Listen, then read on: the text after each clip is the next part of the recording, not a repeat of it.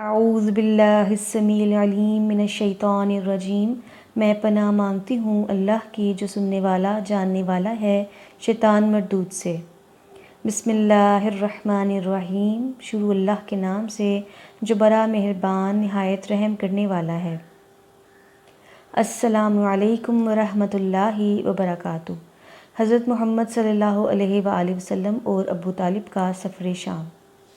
جیسے ہی آپ صلی اللہ علیہ وآلہ وسلم نے پتھر پر پاؤں مارا، اس کے نیچے سے صاف شفاف پانی پھوٹ نکلا۔ ابو طالب اور آپ نے خوب سیر ہو کر پانی پیا۔ پھر ابو طالب نے پوچھا، محمد کیا آپ سیر ہو چکے؟ نبی کریم صلی اللہ علیہ وآلہ وسلم نے فرمایا، جی چچا جان۔ آپ نے دوبارہ اسی جگہ اپنی ایڑی مبارک ماری اور وہ جگہ دوبارہ ایسے خشک ہو گئی جیسے پہلے تھی۔ ابو طالب تجارت کی غرض سے شام جا رہے تھے۔ ابو طالب نے جب شام جانے کا ارادہ کیا تو نبی کریم صلی اللہ علیہ وآلہ وسلم نے بھی ساتھ جانے کے لیے کہا۔ بعض روایات میں آیا ہے کہ آپ نے ساتھ جانے کے لیے خاص طور پر فرمائش کی۔ ابو طالب نے آپ کا شوق دیکھ کر کہا، اللہ کی قسم میں اسے ساتھ ضرور لے جاؤں گا۔ نہ یہ کبھی مجھ سے جدا ہو سکتا ہے، نہ میں اسے کبھی اپنے سے جدا کر سکتا ہوں۔ ایک روایت میں یوں آیا ہے، آپ نے ابو طالب کی اونٹنی کی لگام پکڑ لی اور چچا جان سے ساتھ جانے کے لیے کہا۔ اس وقت آپ کی عمر مبارک 9 سال تھی۔ آخر ابو طالب آپ کو ساتھ لے کر روانہ ہوئے۔ آپ کو اپنی اونٹنی پر بٹھایا، راستے میں عیسائیوں کی ایک عبادت گاہ یا خانقاہ کے پاس ٹھہرے۔ اس خانقاہ کے راہب نے نبی کریم صلی اللہ علیہ وآلہ وسلم کو دیکھا تو چونک اٹھا۔ اس نے ابو طالب سے پوچھا، یہ لڑکا تمہارا کیا لگتا ہے؟ انہوں نے جواب دیا، یہ میرا بیٹا ہے۔ یہ سن کر راہب نے کہا، یہ تمہارا بیٹا نہیں ہو سکتا۔ یہ سن کر ابو طالب بہت حیران ہوئے، بولے، کیا مطلب؟ یہ کیوں میرا بیٹا نہیں ہو سکتا؟ اس نے کہا، یہ ممکن ہی نہیں کہ اس لڑکے کا باپ زندہ ہو، یہ نبی ہے۔ مطلب یہ تھا کہ ان میں جو نشانیاں ہیں وہ دنیا کے آخری نبی کی ہیں، اور ان کی ایک علامت یہ ہے کہ وہ یتیم ہوں گے۔ ان کے باپ کا انتقال ان کی پیدائش سے پہلے ہو جائے گا۔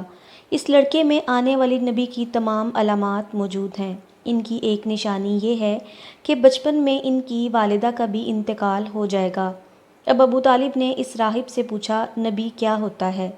راہب نے کہا، نبی وہ ہوتا ہے جس کے پاس آسمان سے خبریں آتی ہیں اور پھر وہ زمین والوں کو اس سے آگاہ کرتا ہے۔ تم یہودیوں سے اس لڑکے کی حفاظت کرنا۔ اس کے بعد ابو طالب وہاں سے آگے روانہ ہوئے۔ راستے میں ایک اور راہب کے پاس ٹھہرے۔ یہ بھی ایک خانقاہ کا عابد تھا۔ اس کی نظر بھی نبی کریم صلی اللہ علیہ وآلہ وسلم پر پڑی تو یہی پوچھا، یہ لڑکا تمہارا کیا لگتا ہے؟ ابو طالب نے اس سے بھی یہی کہا، یہ میرا بیٹا ہے۔ راہب یہ سن کر بولا، یہ تمہارا بیٹا نہیں ہو سکتا، اس کا باپ زندہ ہو، یہ ہو ہی نہیں سکتا۔ ابو طالب نے پوچھا، وہ کیوں؟ راہب نے جواب میں کہا، اس لیے کہ اس کا چہرہ نبی کا چہرہ ہے، اس کی آنکھیں ایک نبی کی آنکھیں ہیں، یعنی اس نبی جیسی جو آخری امت کے لیے بھیجے جانے والے ہیں۔ ان کی علامات پرانی آسمانی کتابوں میں موجود ہیں۔ اس کے بعد یہ قافلہ روانہ ہو کر بصری پہنچا۔ یہاں بحیرہ نام کا ایک راہب اپنی خانقاہ میں رہتا تھا۔ اس کا اصل نام جرجیس تھا، بحیرہ اس کا لقب تھا۔ وہ بہت بڑا عالم تھا۔ حضرت عیسیٰ علیہ السلام کے زمانے سے اس خانقاہ کا راہب نسل در نسل یہ عالم فاضل خاندان ہی چلا رہا تھا۔ اس طرح اس زمانے میں ان کا سب سے بڑا عالم بحیرہ ہی تھا۔ قریش کے لوگ اکثر بحیرہ کے پاس سے گزرا کرتے تھے، مگر اس نے کبھی ان سے کوئی بات نہیں کہی تھی۔ مگر اس بار اس نے قافلے میں آپ صلی اللہ علیہ وآلہ وسلم کو دیکھ لیا تو پورے قافلے کے لیے کھانا تیار کروایا۔ بحیرہ نے یہ منظر بھی دیکھا کہ نبی کریم صلی اللہ علیہ وآلہ وسلم پر ایک بدلی سایہ کیے ہوئے تھی۔ جب یہ قافلہ ایک درخت کے نیچے آ کر ٹھہرا تو اس نے بدلی کی طرف دیکھا۔ وہ اب اس درخت پر سایہ ڈال رہی تھی اور اس درخت کی شاخیں اس طرف جھک گئی تھیں جدھر نبی کریم صلی اللہ علیہ وآلہ وسلم موجود تھے۔ اس نے دیکھا بہت سی شاخوں نے آپ صلی اللہ علیہ وآلہ وسلم کے اوپر سایہ کر لیا تھا۔ اصل میں ہوا یہ تھا، جب نبی کریم صلی اللہ علیہ وآلہ وسلم اس درخت کے پاس پہنچے تو قافلے کے لوگ پہلے ہی سایہ دار جگہ پر قبضہ کر چکے تھے۔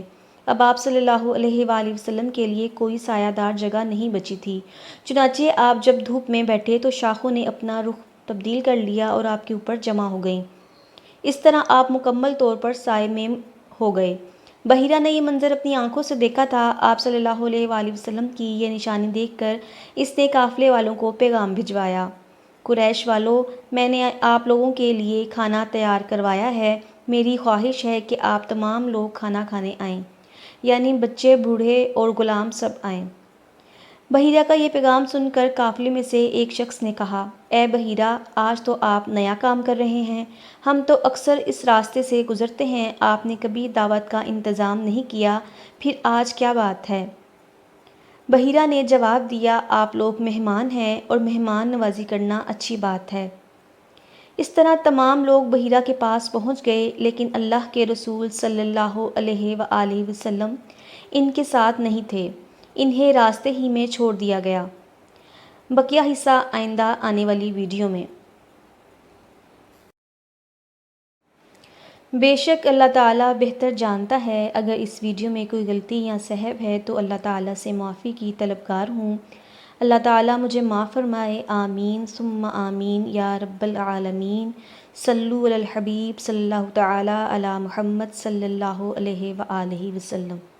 If you like my videos, then please like, share and subscribe to my YouTube channel Ummat Muhammad and hit the bell icon for more knowledgeable, interesting and informative videos updates. Allah Hafiz.